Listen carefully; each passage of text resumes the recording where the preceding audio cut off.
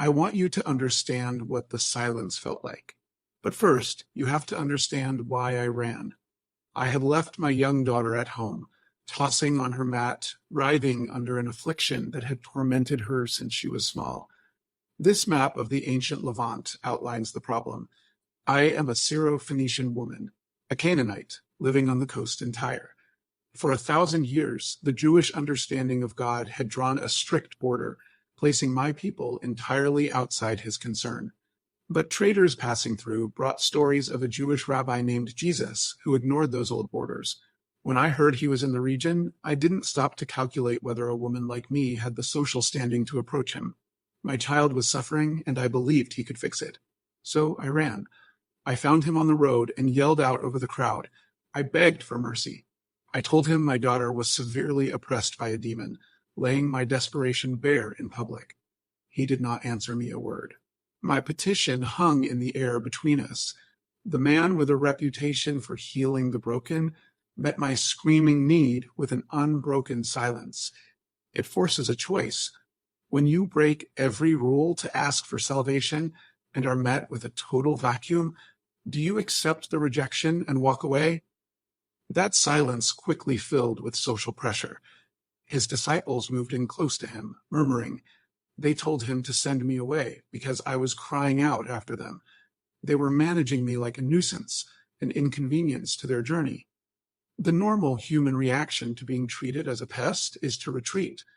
Every social signal and cultural assumption in that moment pushed me to turn around and go home. I stayed because his historical reputation outshined the immediate barrier. The stories people told were about a man who stopped for the blind and reached for the lepers. His past actions acted as an invitation, strong enough to anchor my feet, even when his current silence felt like a locked door.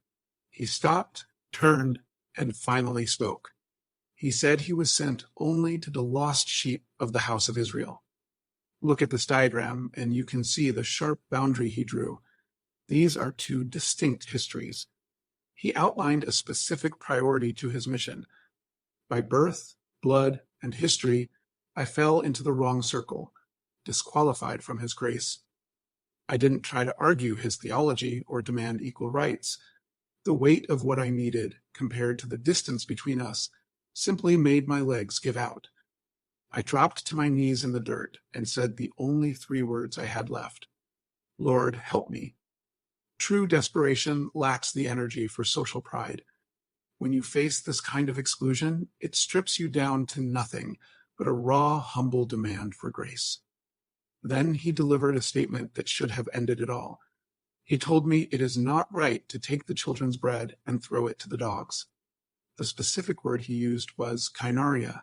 He meant the small household dogs that live under the table, rather than the wild scavengers of the street. That tiny linguistic distinction acted as a question, checking whether I understood exactly where I stood in relation to his mission. I accepted every term he set. I conceded my lack of status.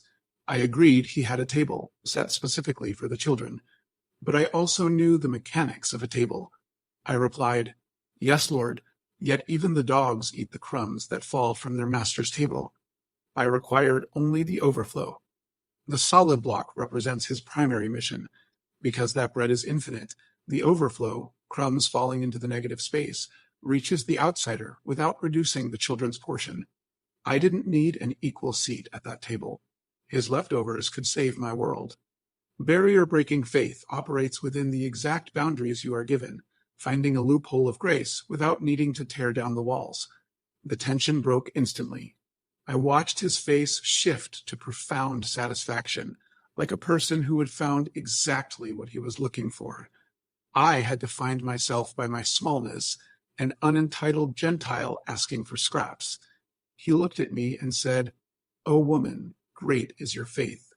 The distance between those two views is vast. He told me it would be done as I desired. I ran home to find my daughter resting on her mat, the torment completely gone. Looking back at that road, I realized Jesus wasn't checking my theological sophistication. He was handing me every justifiable excuse to walk away, seeing if my faith was the kind that stays when staying is hard. Greatness of faith relies entirely on endurance, completely separate from your pedigree, from your past, or your cultural standing. True faith is the relentless refusal to leave when the door appears closed. It is finding the narrow crack in the silence, pushing your fingers into the gap, and forcing your way through.